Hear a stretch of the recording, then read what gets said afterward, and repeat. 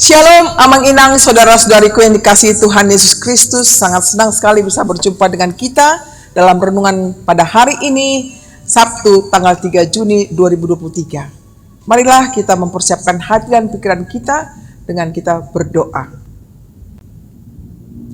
Kasih karunia dan damai sejahtera dari Tuhan Allah Bapa kita dan dari anaknya Tuhan Yesus Kristus menyertai saudara semuanya. Amin.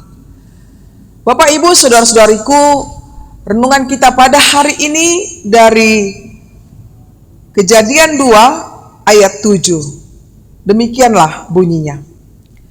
Ketika itulah Tuhan Allah membentuk manusia itu dari debu tanah dan menghembuskan nafas hidup ke dalam hidungnya.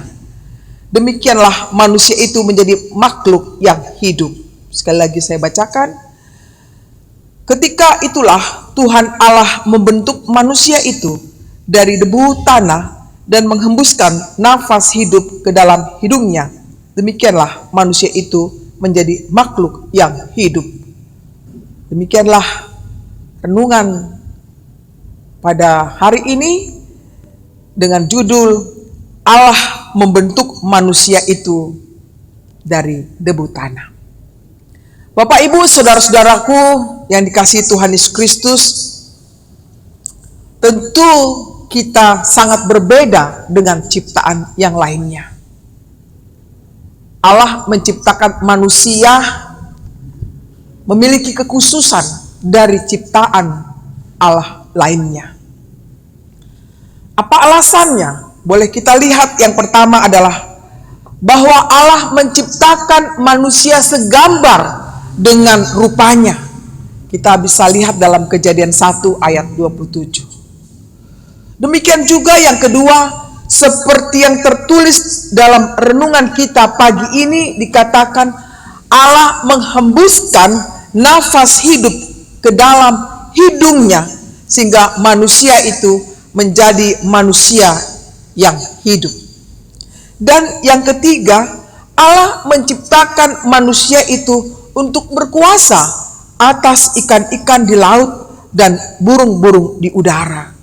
Kita bisa lihat dalam Kejadian 1 ayat 28. Itulah keunikan spesifik dari manusia dengan ciptaan lainnya. Di mana manusia di dalam teks ini Allah menghembuskan nafas ke dalam hidungnya. Kemudian manusia itu menjadi makhluk yang hidup. Di mana di sana Allah menciptakan manusia, manusia memiliki yang disebut roh. Roh Tuhan tentunya, yang sangat berbeda dari makhluk yang lainnya.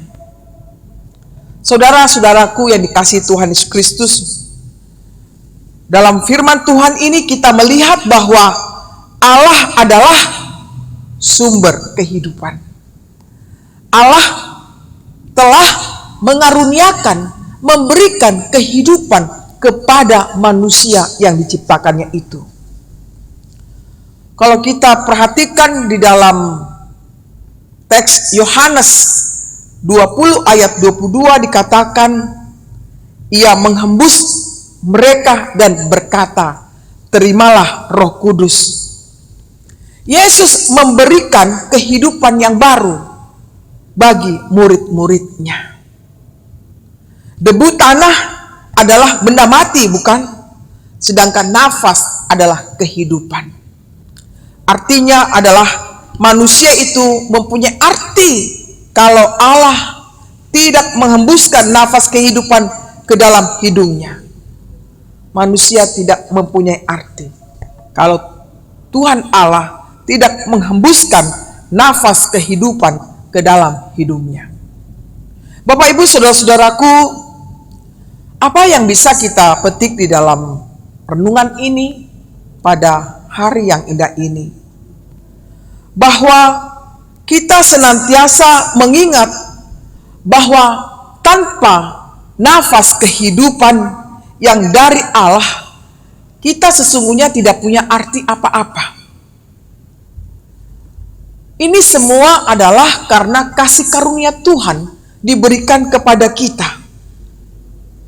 Oleh karena itu, saudara-saudaraku, hendaklah kita jangan sombong ketika kita masih bernafas, ketika kita masih hidup. Itu semua adalah anugerah Tuhan.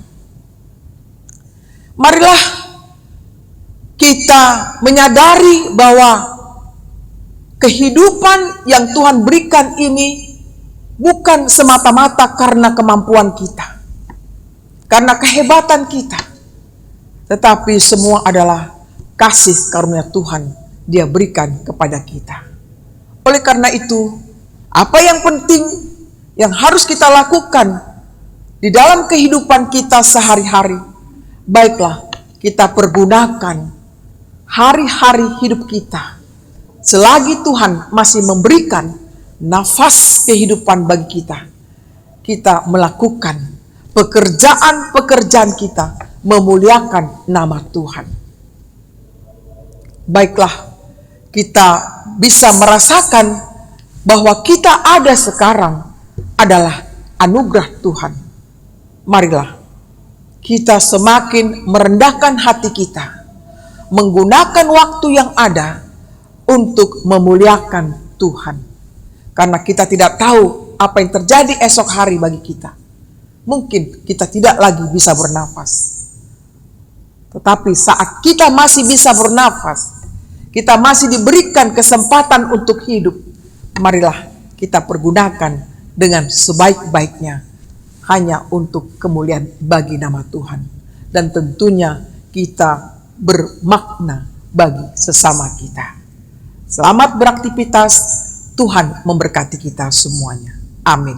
Mari kita berdoa.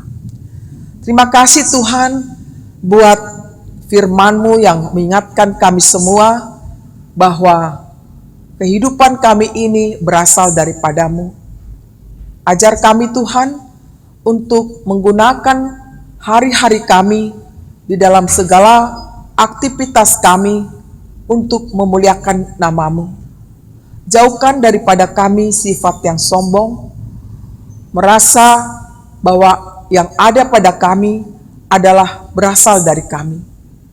Kiranya Tuhan, dengan firman ini kami terbentuk dengan sifat yang rendah hati, agar kami semakin meninggikan nama-Mu di sepanjang kehidupan kami, sampai akhir nafas kami.